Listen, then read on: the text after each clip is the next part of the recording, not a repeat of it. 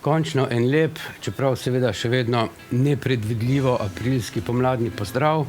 ki pa se s koledarjem ured seveda pelje v tisto dolgo vroče poletje,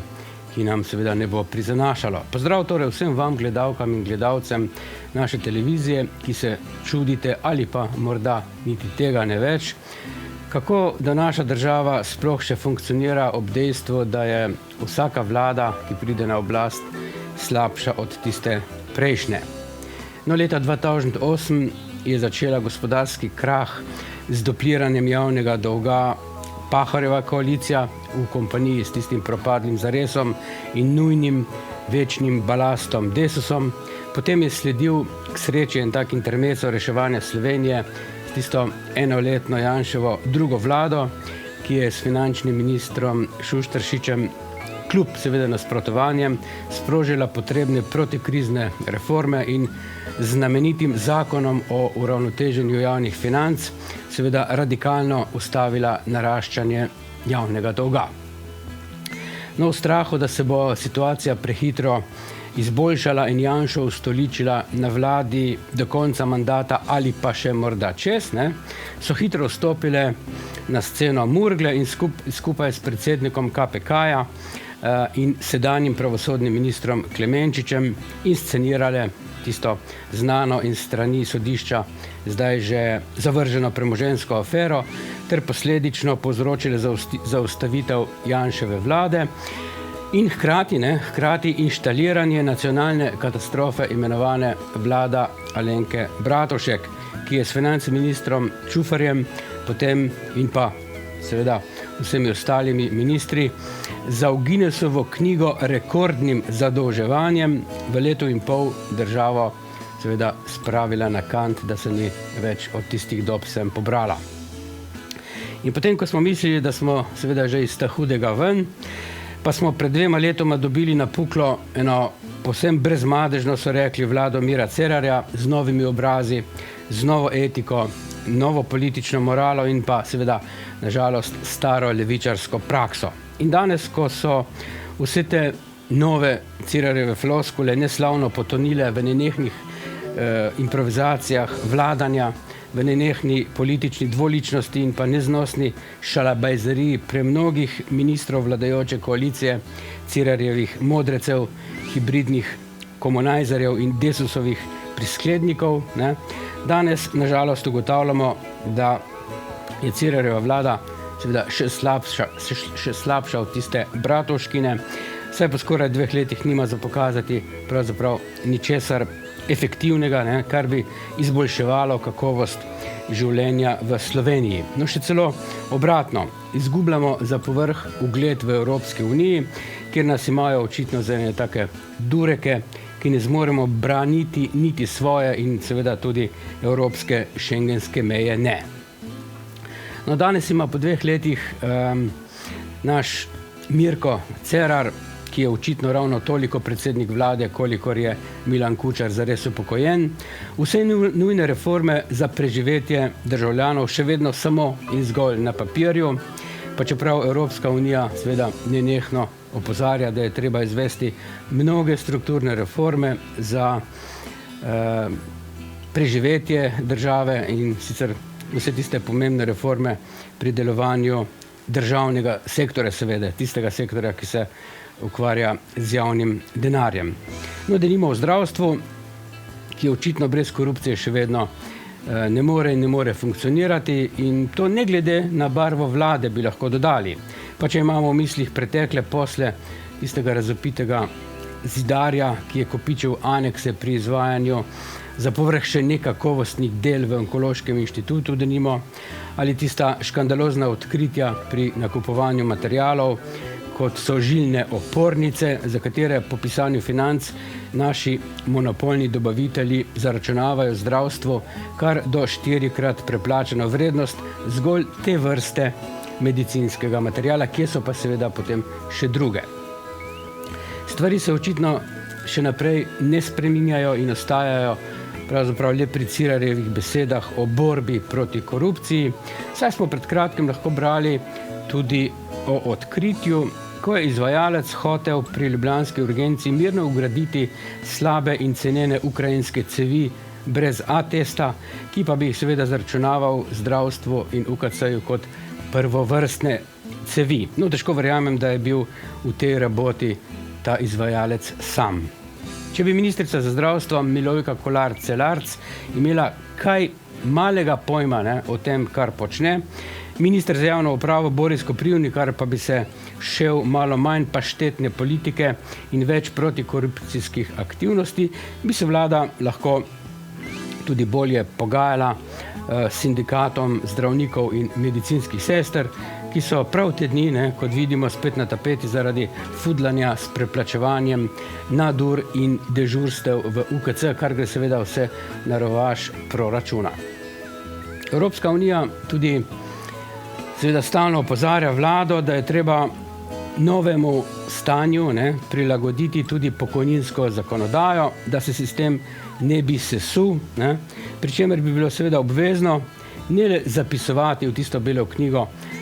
tega retoričnega leporečja o nekih spremembah, ki se imajo zgoditi, ampak bi bilo treba zbrati pogum in najprej v štartu očistiti pokojninsko blagajno vseh tistih pojerbanih, bomo rekli, političnih pokojnin, ki niso utemeljene s plačanimi prispevki, ki so, kot so denimo razne borčevske pokojnine in podobni prikriti partizanski dodatki, še iz jugoslovanskih časov sem, ki so seveda parazitsko prisesani na pokojninski blagajni še 72 let po koncu vojne, pomislite. Tudi to je ena velika korupcija, ki jo lahko reši vlada, če seveda hoče, ne pa da samo govori in gleda, kako ji kopni proračun. Seveda, če so reforme zgolj ena taka retorična in sama teorija na Cerarjevem jeziku in so namenjene zgolj za priložnostne demagoške izcedke, potem je povsem jasno, da se vlada v vsej tej izjemno napeti in, bi rekli, brutalni realnosti vse pogosteje sooča z aferami, škandali, z nepotizmom, s kadrovanjem koruptivnega značaja in tudi s klofutami strani Ustavnega sodišča, ker pač državne inštitucije in predvsem ministrstva s svojim slabim delom generirajo konflikte tistih širših družbenih razsežnosti, sprožajo pri tem ostre javnomnenjske reakcije in kritike, celo ljudske proteste, kot smo videli v primeru Centra za socialno delo Velenje, in kako pa tudi tiste neželene in nezaželene štrajke in, poglej perverznosti, štrajke znotraj oblasti same, kot je denimo tale že celih 5 mesecev trajajoča policijska stavka, kajneda. Si predstavljate, kaj bi bilo, če bi se Janševa vlada toliko časa norčevala iz policije in se 5 mesecev absolutno ničesar ne dogovorila, saj bi vendarle bile že vse ulice polne vstajnikov, ki bi zažigali kontejnerje in metali kocke, Murgli pa bi gotovo ideološko koncipirale po svoje take sorte dogodek in medtem, ko bi mnogi dežurni nadri intelektualci odkrivali desne zarote, bi sindikalisti tudi istočasno mrežno streljali z vsemi demagoškimi topovi, kajneda. No, ne le, da se Cerarjeva vlada s policijskim sindikatom sploh resno ne pogaja in ne rešuje tistih realnih problemov policije, seveda, ki je po ustavi pomemben faktor funkcioniranja naše države in seveda tudi uveljavljanja državne suverenosti na meji pred arabsko invazijo, ki se zna spet ponoviti, kajneda. Ampak se vrli Cerar, ob vsem tem gre neko užaloščeno, kalimerovsko, paternalistično moraliziranje s policijskim sindikatom. No, ta je namreč za voljo ignorance in pišme uhovske vlade zdaj povzel patent naših dodatno obdavčenih dnevnih migrantov, ki delajo v Avstriji, in vložil v državni zbor pobudo kar za 4 referendume, ki se sicer policije ne tičejo zelo, se pa tičejo vlade in pa zakonodajne oblasti. Namesto umiritve konflikta in rešitve težav, Cerar policiji očita, kot pravi, največjo zlorabo inštituta zakonodajnega referenduma doslej, kot je kot je možakar neokusno priobčil oni dan, kaj ne da. Ampak to je pač način dela oziroma nefunkcioniranja te Cerarjeve vlade, ki veliko govori, namesto da bi skladno z opozorili Evropske unije začela končno reševati mnoge akutne sistemske probleme, ki povzročajo predvsem nezaupanje ljudstva v oblast. Denimo v pravosodju, ki pa resnici na ljubo res ni ničemer več podobno in ki je po zadnji oceni Evropske komisije pozor med 5 najmanj neodvisnimi sodstvi v Evropski uniji, kar pomeni, da je totalno in do amena ideološko in lobistično prestreljeno. Za nameček pa je potem, kako dolgo naše sodstvo rešuje gospodarske spore pri nas, slovensko sodstvo na drugem najslabšem mestu v Evropski uniji, ampak seveda popolnoma nič se ne zgodi in nobene reakcije ni ob teh dogodkih in teh analizah, ki nam jih posreduje Evropska unija. No pa seveda sploh niti ni potrebno, da nas Evropska unija opozarja na razne disfunkcionalne probleme Cerarjeve vlade in vse tiste neverjetne nesposobnosti njenih ministrov. S tem nas vse in našo splošno slabo kakovost življenja sooča že vse predolgo trajajoča in na mestu cepetajoča gospodarska vsakdanjost, ki se kaže v skrajnem obupu najmanj 1/4 državljanov naše 2-milijonske države na sončni strani Alp. Najprej gre seveda za mlade in izobražene ljudi, na katerih sicer svet stoji, kaj ne da, pri nas pa ne dobijo niti prve zaposlitve in se zato spreminjajo v eno apatično in dolgoročno skrajno deprivilegirano populacijo, ki jo ministrica Anja Kopač Mrak preko javnih del potem običajno premetava in flosa naokoli za minimalno plačo, namesto da bi se lotila resne in učinkovite državno-pravne ali pa delovno-pravne, še bolje rečeno, zakonodaje, ki bi stimulirala in tudi obligirala delodajalce za zaposlovanje te populacije. Zato je namreč ženska na tem ministrstvu. Ne, ona se raje ukvarja s promocijo istospolnih kombinacij v družinski zakonodaji in ščitenjem svojih nesposobnih centrov za socialno delo.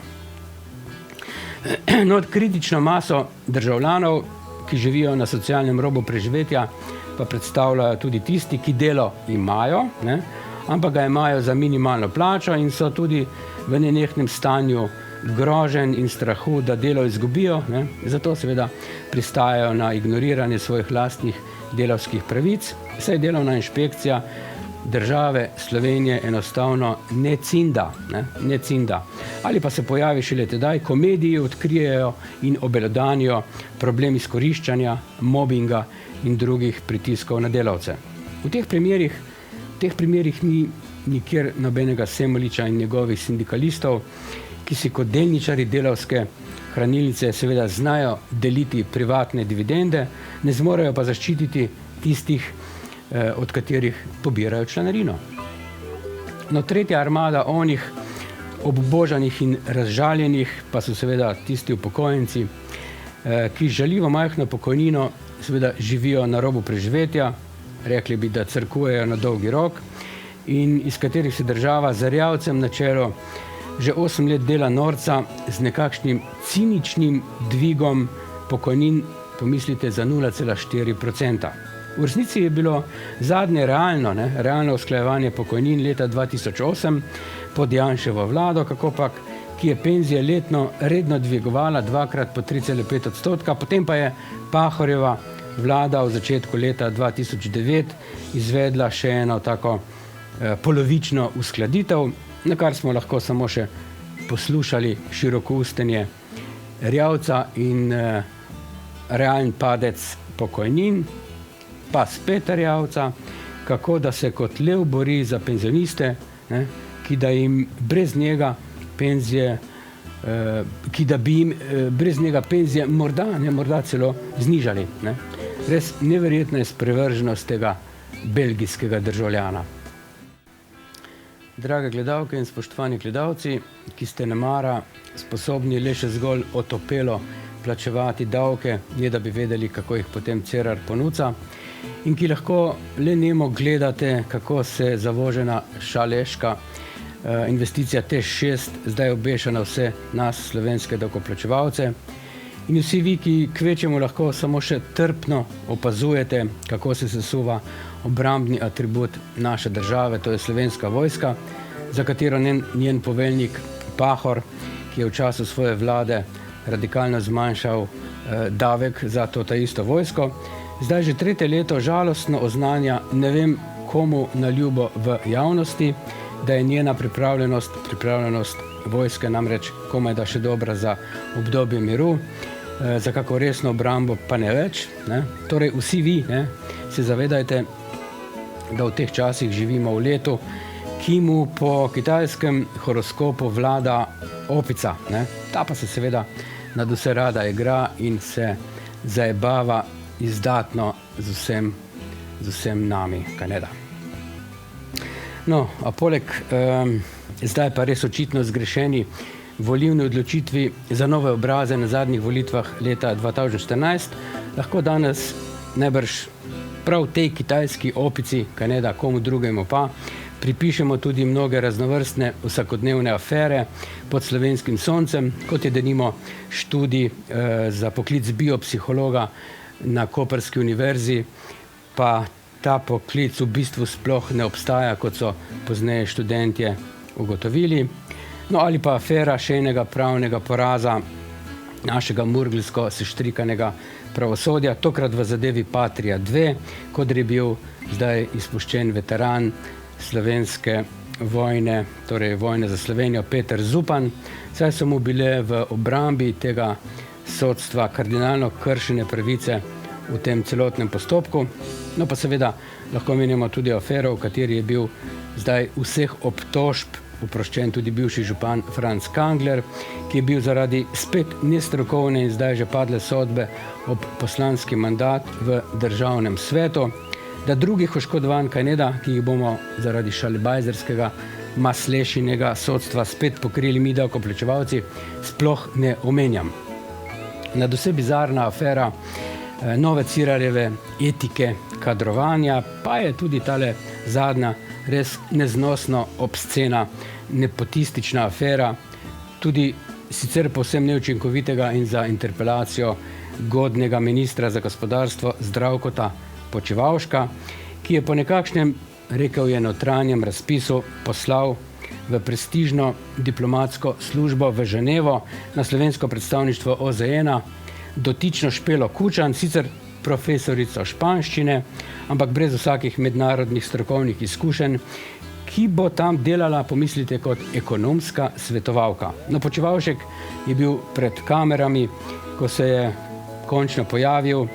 in ko je pojasneval izbor Špele Kučan, za katero menda ni vedel, da je od Milana hči. Počivalšek se je tam pred kamerami v tej aferi obnašal kot ena nervozna najstnica, ki se ne more spomniti svoje defloracije. Primer je seveda že prijavljen na KPK, ampak ne bojte se, z tega ne bo nič, saj gre vendarle za dinastijo Kučan. Seveda pa se afere pod Cerarjem kar množijo, kot je denimo trenutni pravosodni škandal, ko se skuša po eni jugoslovanski in že neobstoječi zakonodaji soditi Tonetu Krkoviču, ki je branil neodvisnost Slovenije iz tega leta 1991 pred prav to Jugoslavijo in takšno zakonodajo, ali pa afera s temi panamskimi obvodi in skrivanjem denarja v davčnih oazah, kodr se izogiba davkom tudi vsaj 74 slovenskih elitnežev, med njimi tudi ideolog kapitalistične levice Sandi Češko. A ena izmed res najbolj žalostnih afer, ki je v bistvu en tak slovenski avtentični škandal, ki je povzročil splošno zgražanje ljudi in ki gre na rovaš Ministrstva za delo, družino in socialne zadeve in ministrice Anje Kopač Mrak, seveda, pa je škandalozna zaplemba, kot da gre za par čevljev, 2 otrok strani Centra za socialno delo Velenje,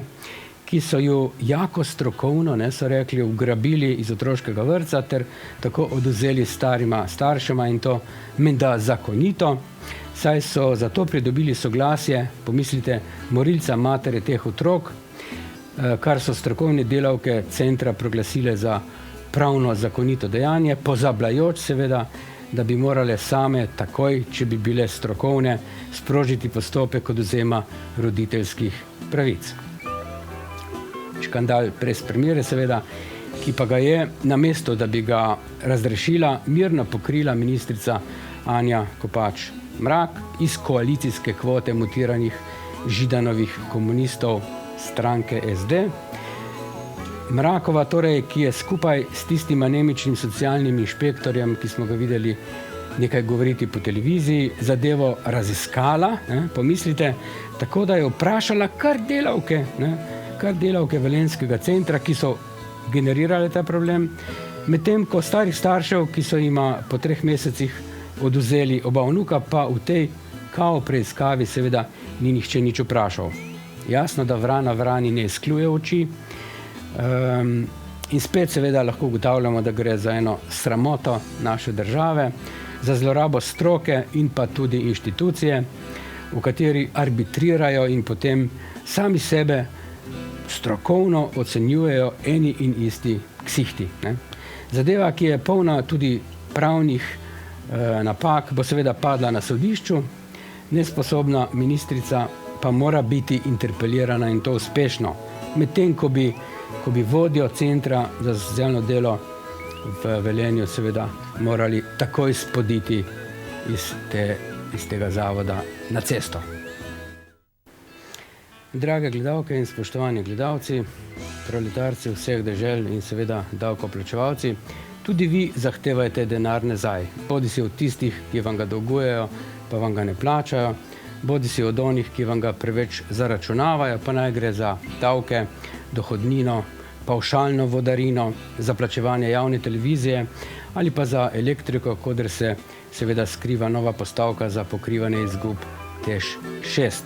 Predvsem pa že enkrat pazite, koga boste volili na letošnjih predčasnih volitvah. No, morda boste za nagrado od Pahorja dobili celo jabolko navdiha. Srečno!